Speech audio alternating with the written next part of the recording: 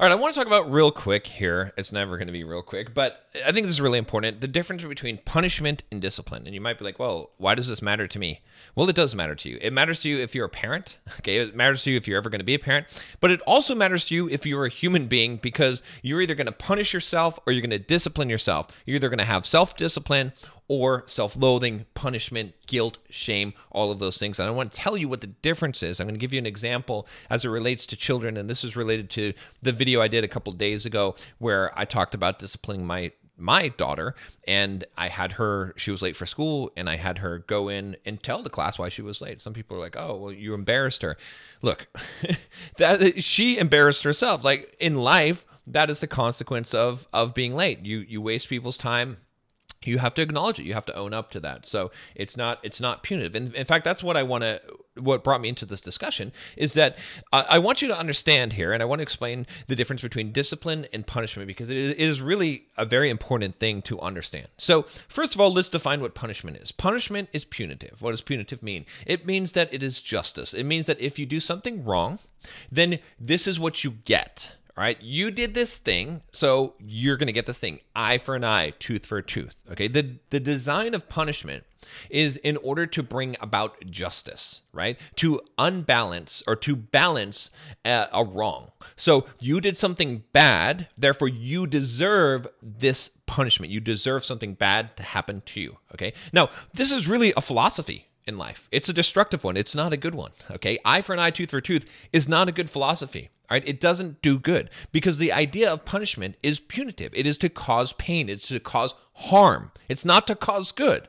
Punishment is not for the good of the person being punished. I'll repeat that. Punishment is never for the good of the person being punished. It's punitive. It is directly used to cause harm. Now, the reason for punishing someone is because of justice, because we say that if you did something wrong, okay, and this is a philosophy in life, we have to balance the scales, and now pound for a pound, pound for a pound of flesh, or whatever, a pound of flesh, or whatever it is. That's what the penalty is, okay? That's what a punishment is. Now, discipline, on the other hand, is not designed in order to be punitive. Discipline is designed in order to help the person. It is corrective action. When you discipline someone, discipline is designed in order to prevent them from making the same mistake again. It is designed to show them the error of their ways. It is designed to produce correction and reformation in the person. That is what is the heart of discipline. Discipline is something that is beneficial to the person. It is never destructive to the person. Discipline is done in love. Okay? When you love someone, you discipline them. When you don't love someone, you punish them. Now, I know that a lot of you guys, your parents punished you. All right? My parents punished me. Now, no offense to my parents. They didn't really understand these elements of psychology and in these things. But I remember as a child, if you pissed off my dad or pissed off my mom, that there would be a punishment, right? So, and here's the thing about punishment is it's like, you made me angry, you upset me, you did something to me, so now I'm going to do something to you. It wasn't really designed to be discipline. Now, I'm not going to say that there wasn't any discipline, or that there wasn't any discipline in the punishment, that it wasn't in some way for my own good or couched that way. But if we're totally honest, okay, many times our parents, right, it depends on how old you are, they didn't understand these things, and it was very much about punishment. It was about punitive action. It was not designed to rehabilitate or to help the person. It was really a lot of times done out of anger, right? That was the way that things were done a lot. That it doesn't make it right, but I'm just saying so you can understand, right? And this is also there. And the reason why I'm saying this again, it's not to knock my parents. My parents were wonderful parents. Love my parents. My mom, God rest her soul, and my dad, wonderful human being. Okay. However, there are things that need to be talked about. Okay. And the reason why I'm talking about this is because you, as a human, as an adult today, you may have inherited some of your beliefs and some of your philosophies in life from the way that you were treated as a child, right? In the sense that if you were punished, then you may see the world in terms of eye for an eye, tooth for a tooth. You may see things in terms of punishment, and you may have the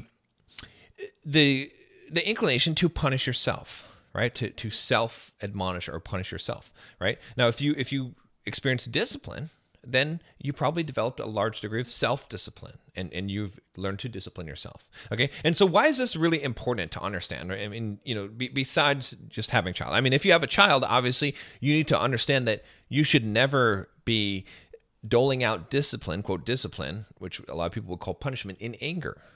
It should be for the child's good, not because you're angry, not because you're upset, not because they pissed you off or ticked you off, or not to get revenge. Okay. And you have to really honestly look at yourself and say, are you doing this? Okay. And again, there's no shame in this. It's not necessary. But now that you understand the difference, it's important to make that correction in your life because it will benefit your child. Because a child that is punished will have resentment. A child that is disciplined will have respect. Punished, resentment. Disciplined, respect. Okay? And not only respect for you, but respect for themselves.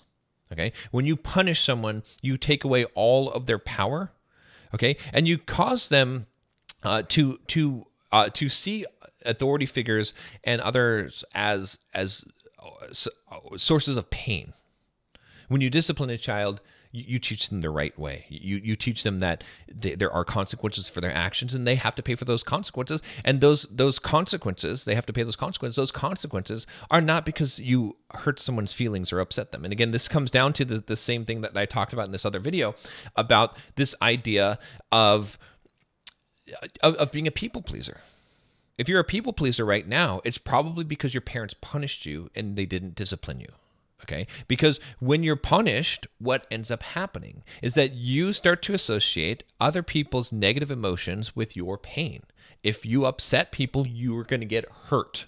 Okay? So you try not to upset people. You try to keep everyone happy. You try to be a people pleaser. That's what you've learned how to do. So how does this apply to you? Well, this applies to you if I haven't already hit how it does.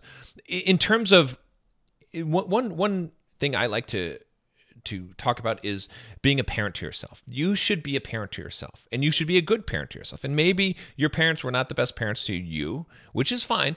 There's no need to blame them, and there's no need to hold on to that trauma and then try to claim that this is the way that you are and this is why you're how you are. Let go of that. Yeah, the events that have happened in your life have brought you to this point, but now that you're an adult, you're responsible for yourself. Okay, so you have to decide every time that you do something wrong, whether you're going to punish yourself or discipline yourself. I always talk about this idea that you should punish yourself physically and not mentally, right? Again, I'm using a play on words here, but in reality, what this means is discipline.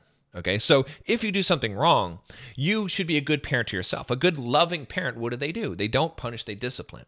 So if you do something, then make yourself pay the consequences for that action, right? And then, but do it in love. But don't now beat yourself up about it, okay? Don't get on your case about it, right? For example, when I discipline my daughter, I tell her, I say, look, this is the consequence. I'm sorry that you have to suffer this consequence. I don't want you to suffer this consequence, right? I love you.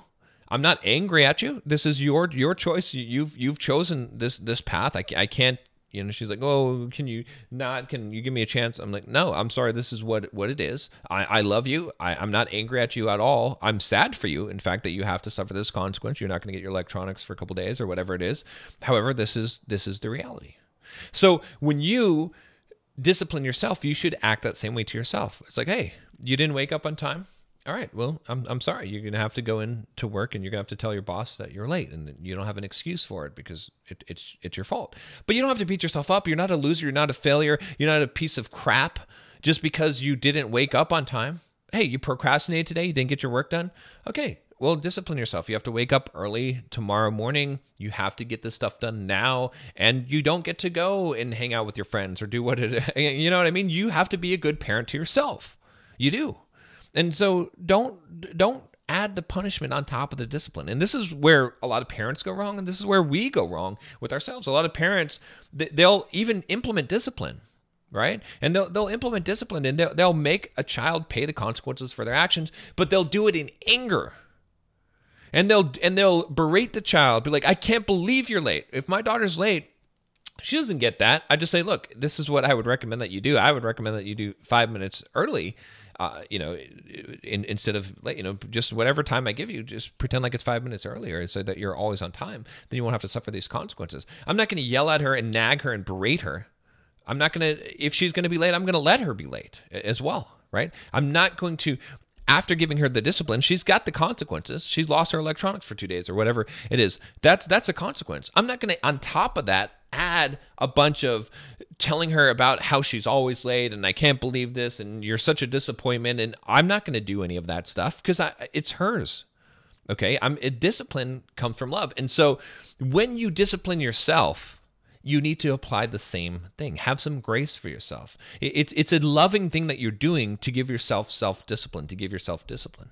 And the more that you do that, the more that you develop the self-discipline, right? You don't need an external, you don't need a parent to discipline you. You can discipline yourself. But if you're constantly punishing yourself, what happens when you constantly punish a child? Does that child respond and start to become more responsible? Or do they start to rebel, right? They start to resent you.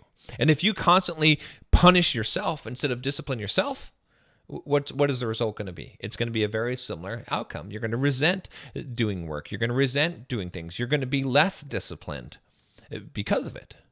So the next time that you mess up and the next time your child messes up, think about using discipline instead of punishment. And it's hard. It is hard. But and this is where Stoic philosophy comes in, because it requires emotional mastery. Because our emotions take over, and when someone does something to us, or they do something wrong, or they don't follow our rules, or we don't follow our rules, or we mess up, we want to get angry and we want to make them pay. And a lot of times we make our child pay. A lot of times we make other people in our lives pay. A lot of times we make ourselves pay with shame and guilt.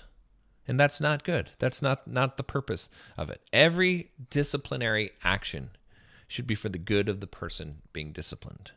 A punishment is not so.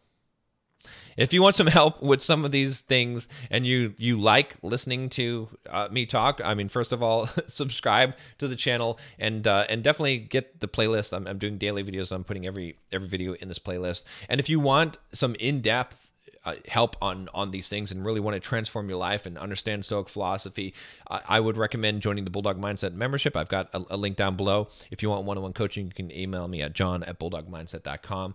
And if you are interested in financial freedom, we didn't talk about that in this video, but DM me the word freedom on Instagram, and I've got a team that handles that for me so that I can focus on the things that I love doing, which is talking to you guys. I'll see you tomorrow.